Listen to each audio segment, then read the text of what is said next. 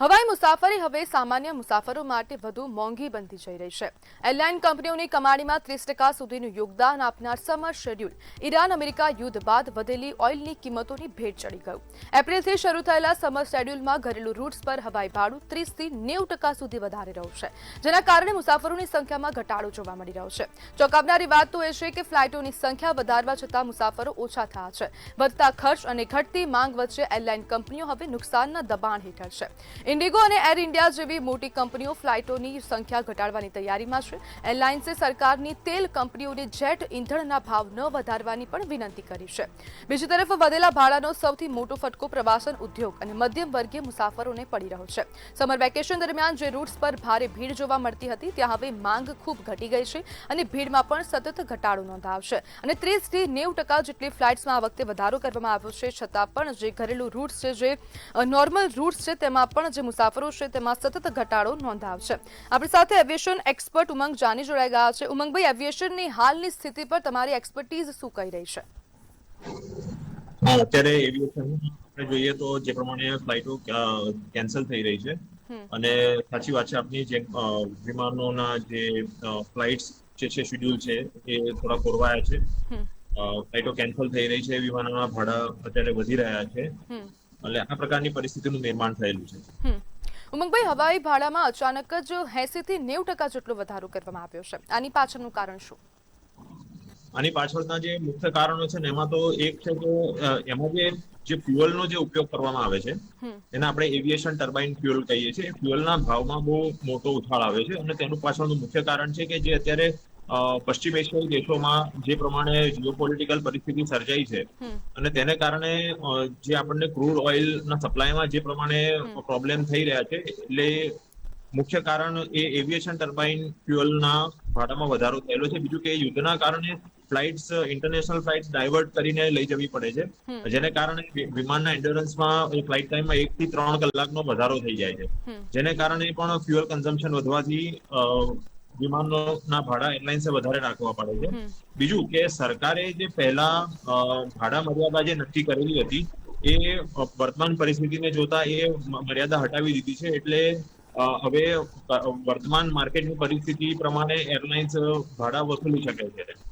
બીજું કે સ્પેર પાર્ટ્સની અછત વર્તાઈ રહી છે અત્યારે, કારણ કે સ્પેર પાર્ટ્સના ટ્રાન્સપોર્ટેશનમાં આ જે લેટ આવી રહ્યા છે સ્પેર પાર્ટ્સ, નવા ફ્લાઇટ ડ્યુટી ટાઈમ લિમિટ પ્રમાણે પાયલટ અને ક્રૂ મેમ્બરની અછત છે અને અને આ પ્રકારના જે કારણો છે એ પ્રાથમિક નજરે આ વિમાનના ભાડાના વધારામાં કારણભૂત હોય એવું લાગે છે. જી ઉમંગભાઈ, એરલાઇન્સ હાલ માત્ર 70%ની ક્ષમતા ચલાવી રહી છે, તો તેની પાછળનું કારણ પણ શું હોઈ શકે? આપ પ્રશ્ન જરા રિપીટ કરી શકશો? ઉમંગભાઈ, હાલ એરલાઇન્સ 70%ની ક્ષમતામાં જે ઉડાન છે તે કરી રહી છે અને ઉપયોગ પણ ખાસ કરીને તેનો કરી રહી છે, તો તેની પાછળનું કારણ શું હોઈ શકે? એટલે વિમાનોની સીટિંગ કેપેસિટી મર્યાદિત હોય છે અને અને જે ફ્યુઅલના ભાવમાં જે પ્રમાણે વધારો થયો છે તેના કારણે જે અમુક એવા જે રૂટ છે કે જેમાં પેસેન્જરની સંખ્યા ઓછી હોય એ પ્રકારના રૂટ ઉપર ફ્લાઇટો કાં તો કેન્સલ કરવી પડે અને કાં તો ફ્યુઅલ એફિશિયન્ટ વિમાન મૂકવા પડે છે. જી ઉમંગભાઈ, સરકાર એવિએશન ઉદ્યોગને હવે આવનારા સમયમાં રાહત આપશે કે કેમ? આપને શું લાગે છે?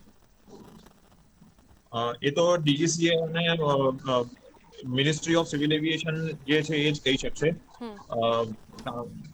એમાં મુખ્યત્વે જે વેટ અને જો એટીએફ ને જીએસટી ના અત્યારે જે દાયરામાં આપણે આમ જોઈએ તો જીએસટી ના દાયરામાં લાવે અને વેટમાં જો ઘટાડો કરે, એટલે આપણે જેથી કરીને જે આપણે ટેક્સ જે ભરીએ છીએ એ ટેક્સમાં જો ઘટાડો થાય તો ઓવરઓલ ભાડામાં ઘટાડો થઈ શકે તેમ છે.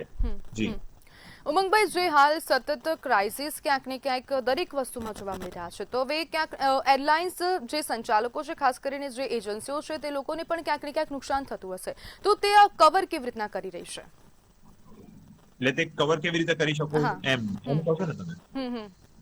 હા, એટલે આમાં એને કવર કરવા માટે જે વિમાનનો ઓપરેટિંગ કોસ્ટ ઓછી થાય તેના માટે સૌથી પહેલા તો જે વિમાનના જે સ્પેર પાર્ટ્સ છે, વિમાનના સ્પેર પાર્ટ્સ એ આપણે ઇમ્પોર્ટ કરીએ છીએ બહુ જ મોંઘા આવે છે એટલે જો એનું લોકલ ઉત્પાદન વધે તો સરકાર એવું કરી શકે કે જે લોકલ ઉત્પાદકો છે એમને જો મોટિવેટ કરે કોઈ રીતે તો એ વિમાનના સ્પેર પાર્ટ્સ નો ભાવ ઘટવાથી ઓવરઓલ મેન્ટેનન્સ કોસ્ટ ઓછી થવાથી એરલાઇન્સ પોતાના ભાડા ઘટાડે તો એ બહુ પડે એમ છે.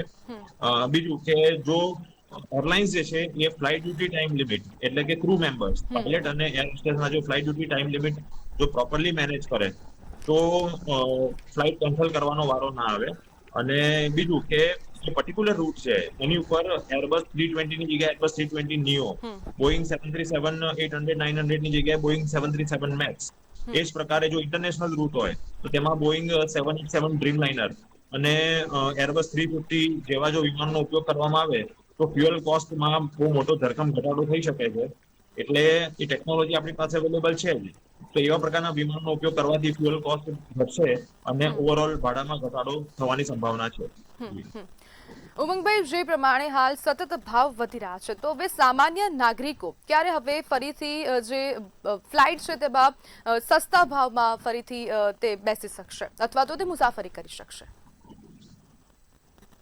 અત્યારે તો હવે જે પ્રમાણે આ વિમાનના ભાડા ક્યારે ઘટશે એવું તો કહેવું મુશ્કેલ છે, પણ પેસેન્જર જો અમુક ધ્યાનમાં રાખે અમુક વસ્તુઓ તો એમાં પેસેન્જર તરીકે એ પેસેન્જરને ઓછા કિંમતમાં ઓછા ભાડામાં એ મુસાફરી કરી શકે છે.